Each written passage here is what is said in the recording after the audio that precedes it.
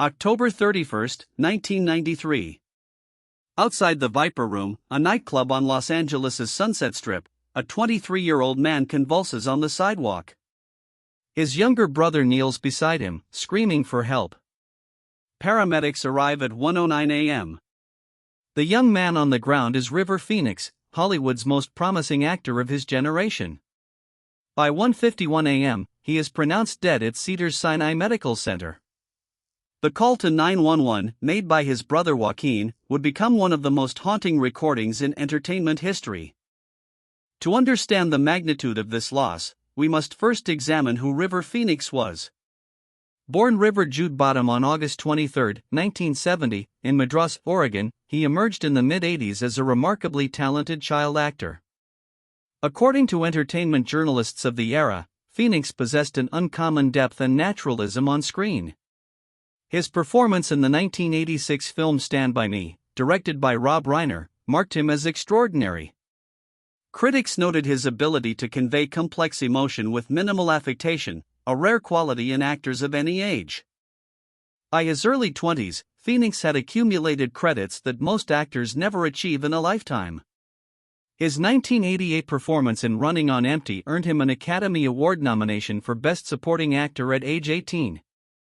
In 1991, he starred in Gus Van Sant's My Own Private Idaho opposite Keanu Reeves, a performance that cemented his reputation as the finest actor of his generation. The New York Times praised his fearless commitment. Variety called him transcendent.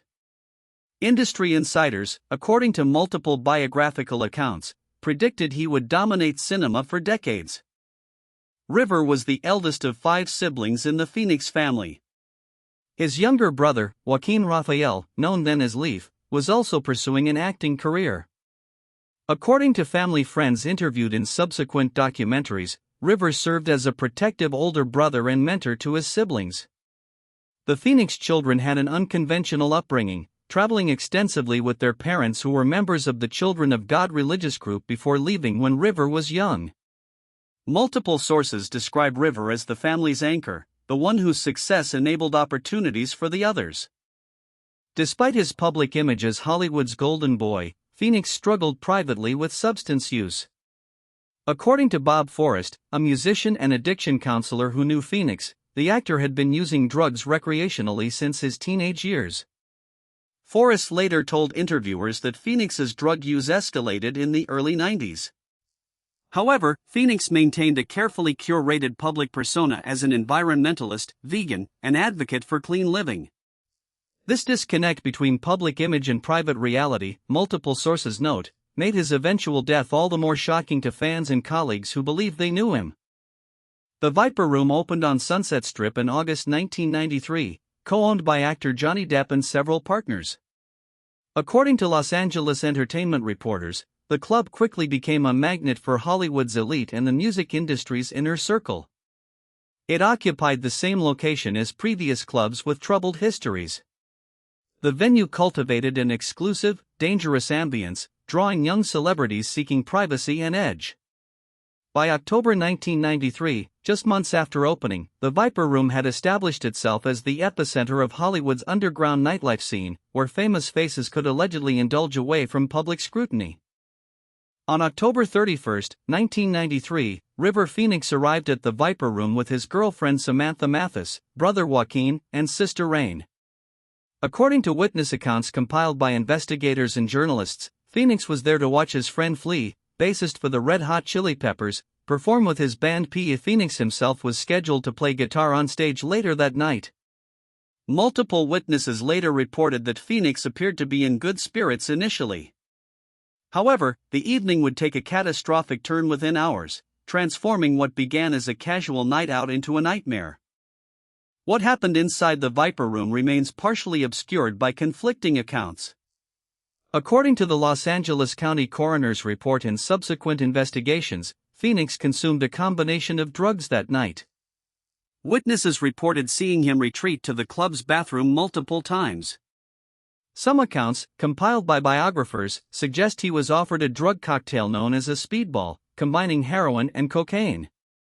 Others present at the club that night have provided varying testimonies about who supplied the drugs and when Phoenix consumed them.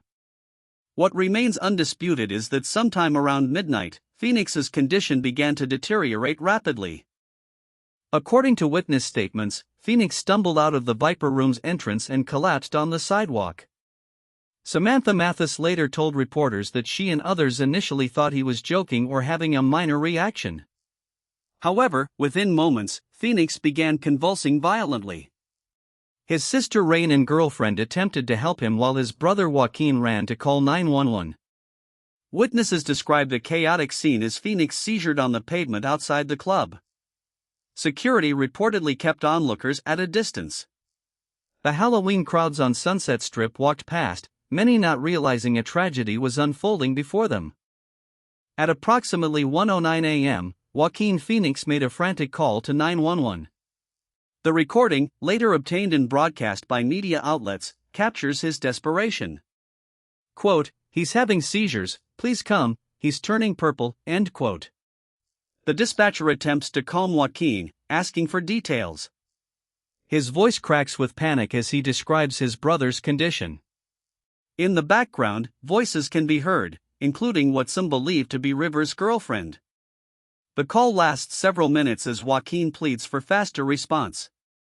This audio document remains one of the most visceral pieces of evidence from that night. Los Angeles Fire Department paramedics arrived within minutes of the call. According to the official incident report, they found Phoenix in full cardiac arrest. Paramedics immediately began advanced life support measures, including CPR and drug administration. Witnesses reported that Joaquin remained at his brother's side during the resuscitation attempts. After several minutes of emergency treatment on the sidewalk, paramedics transported Phoenix to Cedars-Sinai Medical Center, less than 2 miles away. According to hospital records, Phoenix arrived at the emergency department at 1:38 a.m. Despite aggressive intervention by emergency room physicians, he could not be revived. At 1:51 a.m. on November 1, 1993, River Phoenix was pronounced dead. He was 23 years old. According to hospital staff who later spoke to journalists, his siblings and girlfriend were present when doctors delivered the news. The official cause of death, as determined by the Los Angeles County coroner, was acute multiple drug intoxication. The toxicology report revealed lethal levels of cocaine and morphine in his system, along with marijuana, Valium, and ephedrine. The coroner classified the death as accidental. Within hours, news of Phoenix's death would spread globally, stunning millions who had grown up watching his films. By dawn on November 1, news organizations worldwide were reporting River Phoenix's death. According to media archives, the story dominated front pages and television broadcasts. Entertainment Tonight, MTV News, and network evening programs devoted extensive coverage to the tragedy. The New York Times ran a prominent obituary noting his extraordinary talent cut short. Rolling Stone later published a lengthy investigation into the circumstances. Fans gathered outside the Viper Room, creating an impromptu memorial with flowers, candles, and handwritten notes. The club became a pilgrimage site. Media trucks lined Sunset Strip for days as journalists sought details about what had happened. The Los Angeles Police Department immediately opened an investigation into Phoenix's death. Detectives interviewed witnesses who had been at the Viper Room that night, according to police reports. Investigators sought to determine who provided Phoenix with drugs and whether criminal charges were warranted. According to law enforcement sources quoted in subsequent news reports, the investigation proved challenging due to the number of people present and reluctance of witnesses to cooperate. Johnny Depp, who was not present that night but owned the venue, cooperated with authorities. Ultimately, no criminal charges were filed. Police attributed this to insufficient evidence to prove who supplied the fatal drugs. In the days and weeks following Phoenix's death, various witnesses provided accounts of that night. Samantha Mathis, Phoenix's girlfriend, gave statements to police but largely retreated from public view. Flea from Red Hot Chili Peppers issued a brief statement expressing devastation. Actor Dermot Mulroney, a close friend of Phoenix who was reportedly present earlier that evening, declined interviews. According to investigative journalists who compiled these accounts, a code of silence emerged among those present at the Viper Room. Some witnesses contradicted others regarding timeline and events. This lack of consistent testimony hampered both police investigation and journalistic attempts to reconstruct the complete narrative. The Los Angeles County Coroner's toxicology report confirmed that Phoenix died from what is commonly known as a speedball, a combination of heroin and cocaine. According to medical experts interviewed by news outlets, this drug combination is particularly lethal because the stimulant and depressant work against each other, masking danger signs until the user overdoses suddenly. The cocaine in Phoenix's system was converted to morphine during metabolism, indicating heroin use. Coroner's investigators noted the levels were sufficient to cause death independently, but combined proved immediately fatal. This drug combination has claimed numerous lives throughout music and entertainment history, but Phoenix's death brought renewed attention to its dangers. For Joaquin Phoenix, the trauma of that night would shape the rest of his life. According to interviews he has given in subsequent decades, he struggled to process witnessing his brother's death.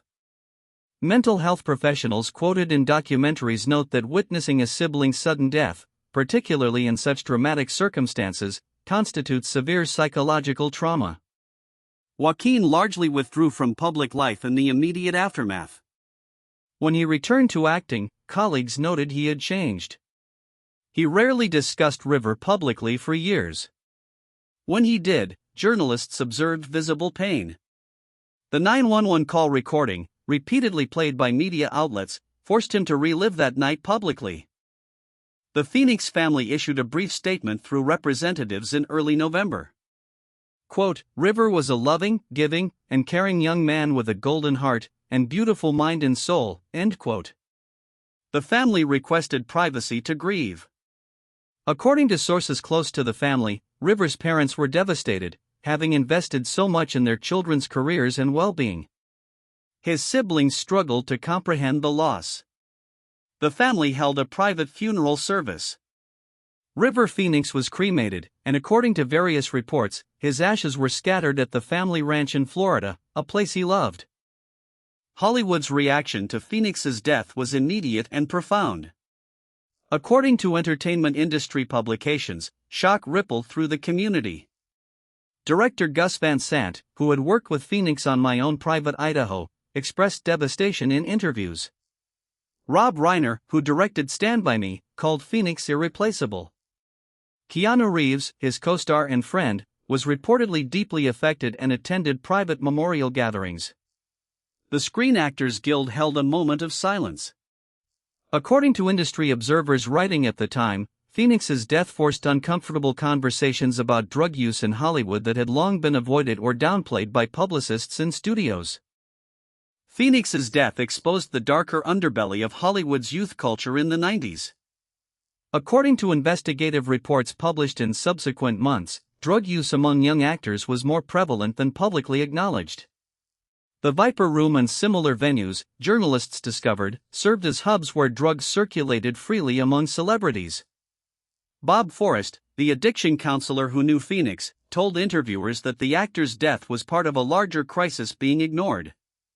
Industry insiders, speaking anonymously to reporters, acknowledged that studios and management often overlooked or enabled substance abuse when actors remained functional. Phoenix's very public death made such denial impossible. The Viper Room's reputation was permanently altered by Phoenix's death. According to business journalists, the club's mystique transformed from glamorous to sinister overnight. Johnny Depp, who co-owned the venue, faced criticism and eventually sold his stake years later. The club continued operating but never escaped the association with that Halloween night. Other celebrities reportedly stopped frequenting the venue. According to Los Angeles cultural historians, the Viper Room became a symbol of Hollywood's dangerous excess. The sidewalk where Phoenix collapsed became marked by graffiti and memorial messages that club ownership repeatedly painted over. The location remains a dark landmark in Hollywood history.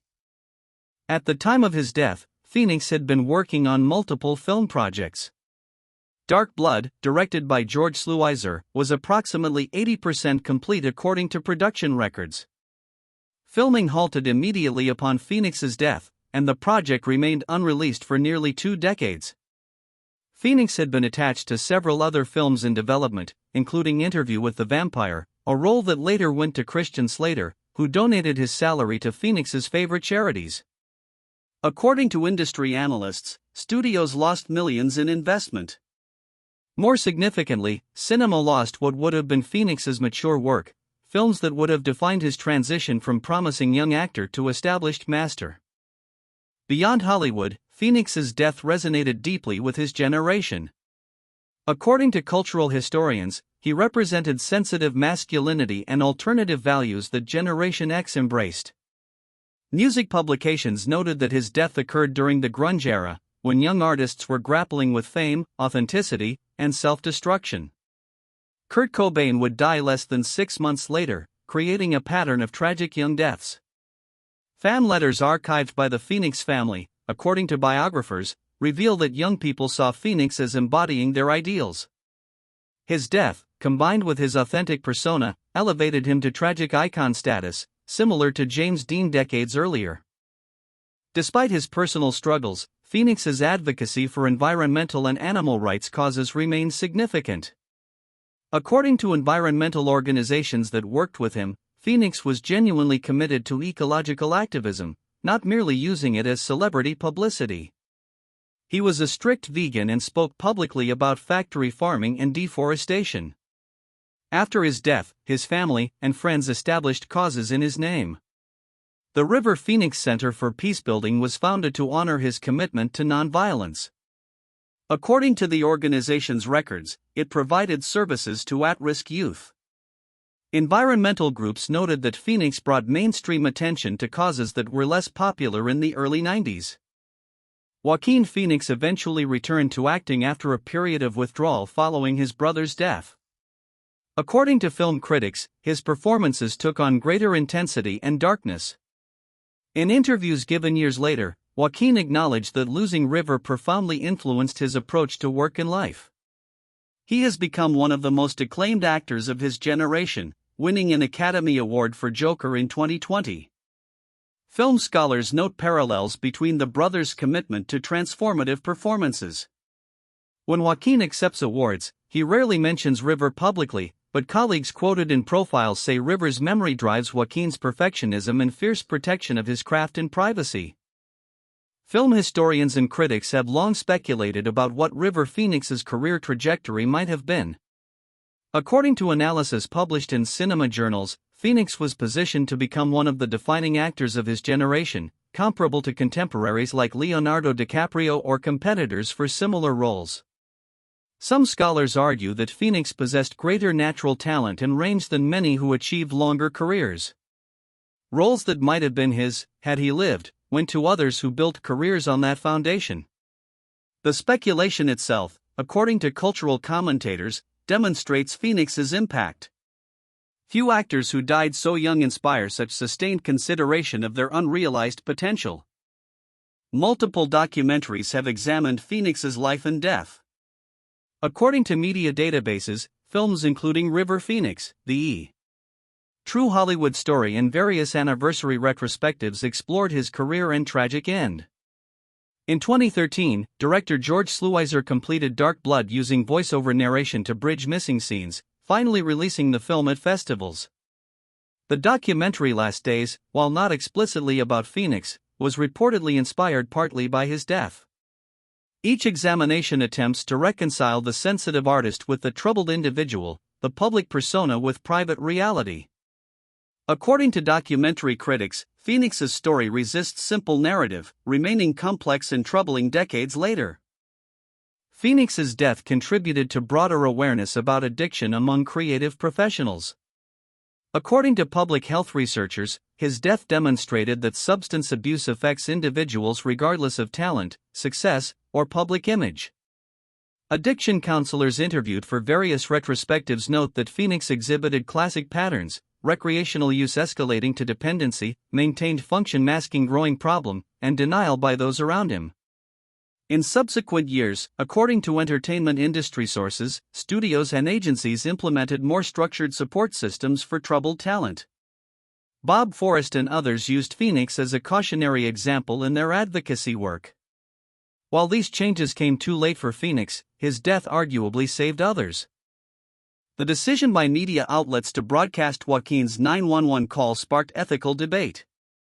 According to journalism ethics scholars, publishing the recording raised questions about privacy, newsworthiness, and exploitation. Media critics argued that the public interest was outweighed by the trauma inflicted on the Phoenix family by repeated broadcast of Joaquin's desperate voice. Defenders, primarily news directors quoted at the time, claimed the recording illustrated the reality of drug overdoses and served a cautionary purpose. According to legal experts, the recording was a public record, thus technically available. However, ethicists note that legal permissibility differs from moral appropriateness. The controversy continues in discussions of celebrity death coverage. In the years following his death, various tributes have honored Phoenix's memory. According to Entertainment Archives, musicians have dedicated songs to him, including Red Hot Chili Peppers' reference in their music. Film festivals have held retrospectives of his work. Fan websites and social media communities maintain his memory, sharing clips and photos. According to cultural anthropologists who study celebrity death phenomena, Phoenix's grave, memorial sites, and related locations became pilgrimage destinations for fans seeking connection. Annual gatherings on the anniversary of his death occurred for years. These tributes, scholars note, demonstrate how certain deaths resonate beyond the individual, becoming cultural touchstones for generations. Film historians analyzing 90s cinema note that Phoenix's death created a void that altered the decade's cinematic landscape. According to scholarly analysis, the sensitive, artistic young male lead that Phoenix embodied became less prominent after his death. Roles shifted toward different archetypes. The independent film movement, which Phoenix championed through choices like My Own Private Idaho, lost one of its most bankable young stars. According to producers and directors interviewed in retrospectives, Phoenix's commercial viability combined with artistic credibility was rare. His death, they argue, made studios more risk-averse in greenlight decisions for similar projects, prioritizing safer, more mainstream content. Film critics often consider what roles Phoenix might have inhabited had he lived. According to casting directors and industry insiders interviewed over the years, Phoenix was considered for numerous projects that defined late 90s cinema. His blend of vulnerability and intensity would have suited many acclaimed films of that era. Some roles he was reportedly approached for include those in eventual Oscar-winning films. Actors who built careers on similar territory arguably benefited from his absence, according to industry analysts. This speculation, while ultimately futile, underscores what was lost, not just the films he would have made, but how his presence would have influenced cinema's direction. The media coverage of Phoenix's death exemplified tabloid culture of the 90s. According to media scholars, the story contained elements that drove coverage: youth, fame, drugs, celebrity location, and dramatic circumstances. Tabloids published increasingly sensational accounts, some contradicting others. According to journalism reviews from that period, standards of verification weakened as outlets competed for details. The Phoenix family's attempts at privacy were largely unsuccessful. Paparazzi photographed the family at private moments. According to criticism published at the time, the coverage shifted from reporting a tragedy to exploiting it. This pattern, media historians note, established templates for celebrity death coverage that persist today.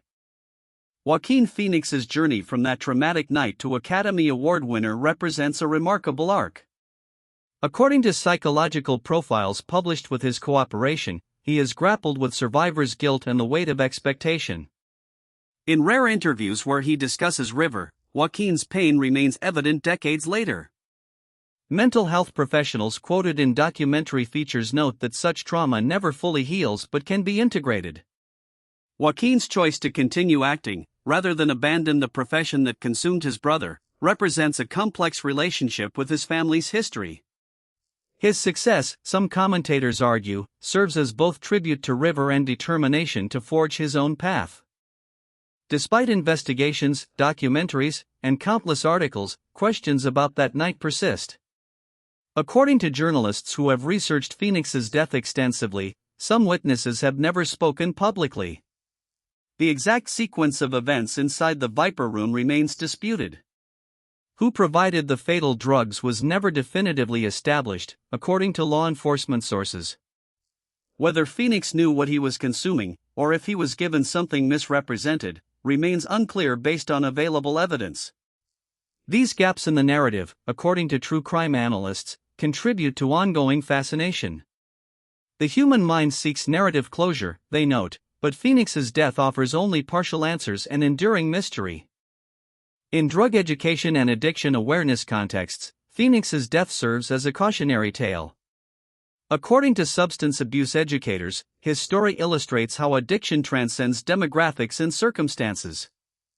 Youth organizations use his death to demonstrate that fame and talent offer no protection from drug dangers. The speedball that killed him, educators note, continues claiming lives. Phoenix's story, according to public health officials, provides a relatable entry point for difficult conversations about drugs with young people. However, some addiction counselors warn against oversimplifying his death as merely a moral lesson, noting that addiction is a complex disease requiring compassion rather than judgment. 3 decades after River's death, the Phoenix family has continued their lives while carrying the loss. Joaquin has become Hollywood's most acclaimed actor. Sisters Rain and Summer have maintained lower profiles but work in entertainment and activism. According to family friends interviewed for documentaries, River remains a presence in their lives and conversations. The family reportedly maintains private traditions honoring his memory. They have largely declined to participate in commercial projects about River, protecting his memory from exploitation. According to those close to them, the Phoenix family's bond strengthened through shared tragedy, even as they each process grief individually. River's absence, they note, is permanent, but so is his influence. For generations too young to have experienced Phoenix's death in real time, he remains a figure of fascination. According to social media analysis, new audiences continually discover his films and story. YouTube channels devoted to his work accumulate millions of views.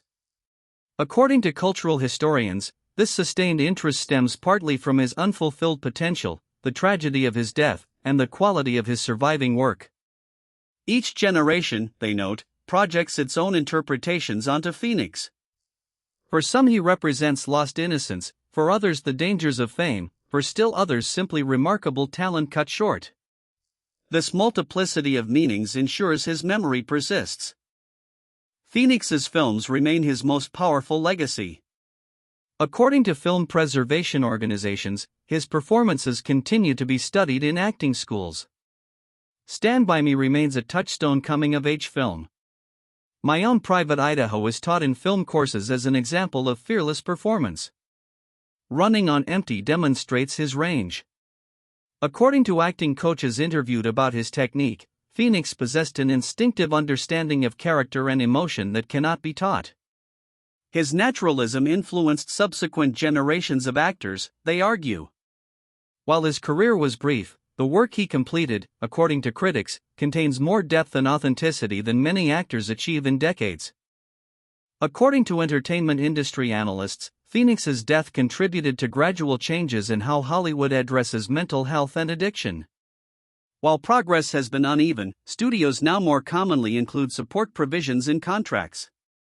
According to producers interviewed for industry publications, there is greater awareness that protecting talent includes addressing substance issues. Insurance companies require monitoring in some cases. However, critics note these measures remain inadequate and often prioritize production continuity over well-being. Phoenix's death, they argue, should have prompted more fundamental change. Still, according to addiction counselors working with entertainers, the conversation Phoenix's death sparked has saved lives, even if systemic problems persist.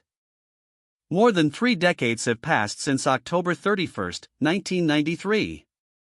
An entire generation has been born and reached adulthood since River Phoenix collapsed outside the Viper Room. According to archival research, Phoenix completed 24 films in his brief career, a remarkable output for someone who died at 23. His IMDb page attracts consistent traffic according to site analytics. Searches for his name persist on search engines. According to digital cultural researchers, Phoenix maintains what they term sustained cultural relevance, rare for actors whose careers ended so long ago. This longevity of memory, they argue, testifies to both his talent and the tragedy's impact. Film scholars have constructed what they call alternate cinema histories, imagining roles Phoenix might have played. According to these analyses published in academic journals, Phoenix was in consideration for films that became career-defining for others. His artistic sensibility suggested he would have gravitated toward challenging, unconventional projects rather than pure commercial ventures. Some scholars argue he might have followed a path similar to Daniel Day-Lewis, selective and transformative. Others suggest he would have become an activist artist using fame as platform. These speculations, according to cinema historians, reveal as much about our collective needs as they do about Phoenix himself. We want to imagine he would have fulfilled the promise we saw. Throughout Joaquin Phoenix's acclaimed career, River's shadow has remained present. According to film critics, Joaquin's intensity and commitment echo what River demonstrated. In acceptance speeches, Joaquin has occasionally acknowledged his brother, though he guards his privacy fiercely. According to psychological profiles, Joaquin's relationship with River's memory is complex, encompassing grief, guilt, love, and determination to honor him through excellence. When Joaquin won the Oscar for Joker, according to reports, some viewers noted his emotional state and wondered about unspoken dedications. Friends quoted in profiles say Joaquin channels his pain into performance, transforming tragedy into art. River would be proud, they suggest, though Joaquin himself rarely makes such claims. The Viper Room continues to operate on Sunset Strip, though under different ownership. According to Los Angeles cultural historians, the venue can never escape its association with Phoenix's death. The club has changed hands multiple times since 1993.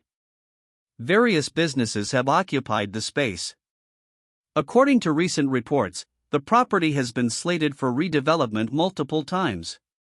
Tour guides on Hollywood bus tours still point out the location, according to tourism industry sources. The sidewalk where Phoenix died no longer bears visible memorial markings, painted over repeatedly through the years.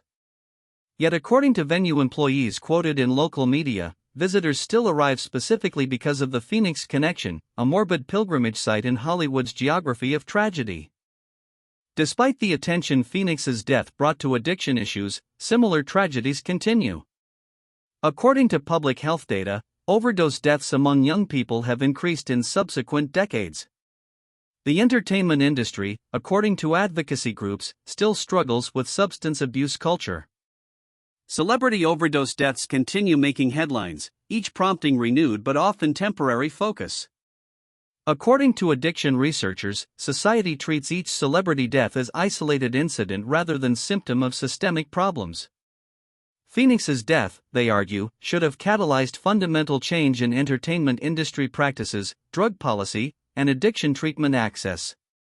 That these changes remain incomplete, according to public health officials, represents a collective failure to learn from tragedy. River Phoenix's death remains, in many respects, an unsolved tragedy. According to investigative journalists who have continued examining the case, critical questions have never been answered satisfactorily. The complete truth of what happened inside the Viper Room that night, according to these investigators, died with River or remains locked in the memories of witnesses who have chosen silence. Some sources have contradicted their earlier statements over the years. Physical evidence was limited. The investigation closed without charges.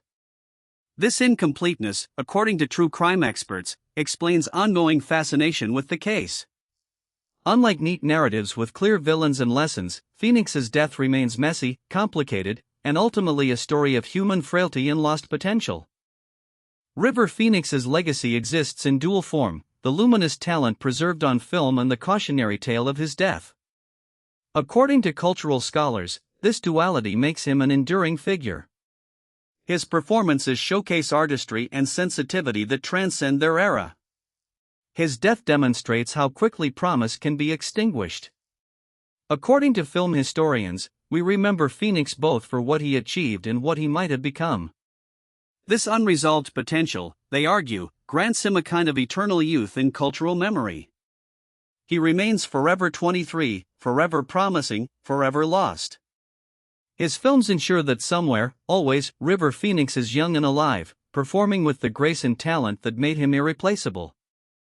The image that haunts this tragedy most powerfully is Joaquin Phoenix kneeling beside his dying brother on a Los Angeles sidewalk, screaming for help that would arrive too late. According to witnesses in the 911 recording, Joaquin's desperation was absolute as he watched River slip away. This moment, according to trauma psychologists, fundamentally altered Joaquin's life trajectory. Every subsequent achievement exists in the shadow of that Halloween night. When we watch Joaquin Phoenix deliver brilliant performances, according to film critics who know the story, we cannot help but think of River and wonder what brotherly conversations might have been, what collaborations might have emerged, what moments they might have shared had River survived that night outside the Viper Room.